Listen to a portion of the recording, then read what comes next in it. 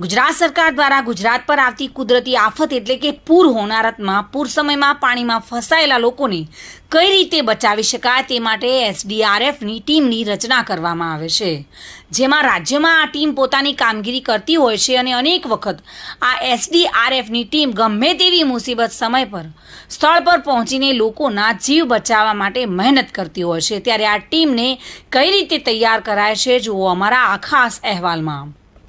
Today news ગુજરાતીની screen પર જોવા મળતા આ દ્રશ્યો દિયોદર તાલુકાના ગોદા ગામ પાસેથી પસાર થતી મુખ્ય નર્મદા કેનાલના છે, જેમાં કેનાલમાં એસડીઆરએફના જવાનો ટ્રેનિંગ લઈ રહ્યા છે, જેમાં જવાનો કેનાલમાં છલાંગ લગાવીને કુદરતી આફત આવે એટલે લોકોને પાણીમાંથી કઈ રીતે બચાવી શકાય તે માટે મડાણાના એસડીઆરએફના પીઆઈ મહેન્દ્રસિંહ ઝાલા દ્વારા એક ટીમની તૈયારી કરી છે અને પૂરેપૂરી ટ્રેનિંગ અપાય છે। એસડીઆરએફ એક એસઆરપીએફનો ભાગ છે અને ચોમાસાના 4 મહિનામાં રાજ્યમાં કોઈ આફત આવે જેવી કે વાવાઝોડા, ભારે વરસાદ, પૂર જેવા પોલીસ તંત્ર દ્વારા મેસેજ મળે એટલે આ ટીમ તરત જ સ્થળ પર જઈને લોકોને બચાવની કામગીરી હાથ ધરે છે। અમે એસડીઆરએફ 3 મડાણા એસઆરપી જૂથ, પહેલાં તો હું એસડીઆરએફનું ઇન્ટ્રોડક્શન આપવા માંગીશ। એસડીઆરએફ એ આપણી સ્ટેટ લેવલની જે ડિઝાસ્ટર રિસ્પોન્સ ફોર્સ તરીકે કામ કરે છે। એસડીઆરએફ એ એસઆરપીએફનો એક ભાગ છે। એસઆરપીએફમાં જે એ કંપની હોય છે, પહેલાં 2017 પહેલાં એને ફ્લડ કંપની કહેવાતી હતી, એના પછી સરકારશ્રીના સુધારા પછી જવાનોને, અધિકારીઓને એનડીઆરએફ દ્વારા ટ્રેનિંગ આપવામાં આવે છે અને એ પછી એમની એસડીઆરએફમાં નિમણૂક કરવામાં આવે છે। ચોમાસાના 4 મહિના પહેલાં તમામ એસડીઆરએફને સરકારશ્રી દ્વારા એક પ્રી મોન્સૂન તાલીમનું આયોજન કરવામાં આવે છે, જે તે ખાતાના વડા દ્વારા જગ્યા મુકરર કરવામાં આવે છે।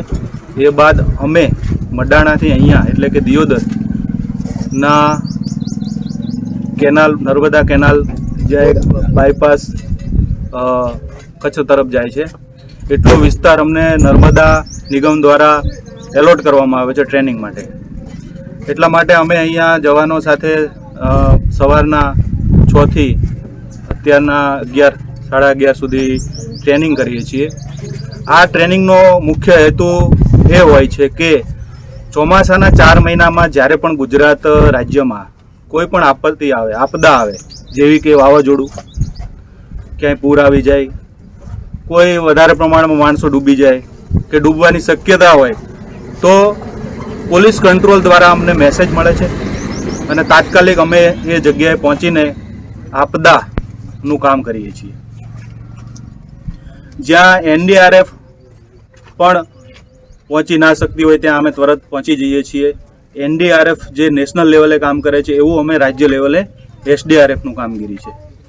તો હું એ કહેવા માગું છું ખાસ કે લોકોને એ ખ્યાલ નથી કે એસડીઆરએફ શું છે, તો આજે હું જણાવવા માગું છું કે ગુજરાતમાં જે એસઆરપીએફ છે, એસઆરપીએફનો એક ભાગ જ એસડીઆરએફ છે, એની એક વિંગ છે, એક એની શાખા છે। એને એનડીઆરએફ દ્વારા જે ટ્રેન કરવામાં આવે છે, એટલે વેલ ટ્રેન બધા હોય છે। અમારી ગ્રુપ 3 એસડીઆરએફે બિપોરજોય વાવાઝોડું જુઓ કે અન્ય કોઈ વાવાઝોડું જુઓ 3 થી 4 હજાર લોકોને સ્થળાંતર કરાવ્યું છે, પૂરમાંથી બચાવ્યા છે। અનેક એવી ડેડ બોડી છે કે જે નીકાળવી મુશ્કેલ હોય તો એવી પણ કામગીરી કરેલી છે।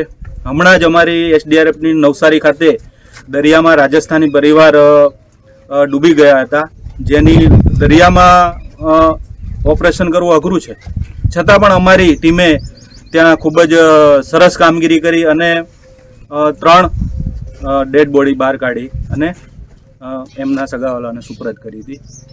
આ રીતે અમે અત્યારે જે ચોમાસાના 4 મહિનામાં અમારે જે કામગીરી કરવાની છે, પૂરની રાહત હોય કે પછી વાવાઝોડું હોય, એની બચાવની કામગીરી માટે અમે જે વર્ષ દરમિયાન અમે કેટલા સક્ષમ છીએ એનો ટેસ્ટ પણ અમારે અહીંયા પ્રી તાલીમમાં થઈ જાય છે અને એ વાવાઝોડાની પરિસ્થિતિ કે વિકટ પરિસ્થિતિ આગામી 4 મહિના ચોમાસામાં આવવાની છે, એની સામે અમે મજબૂત રીતે ટકી શકીએ, લોકોને બચાવી શકીએ।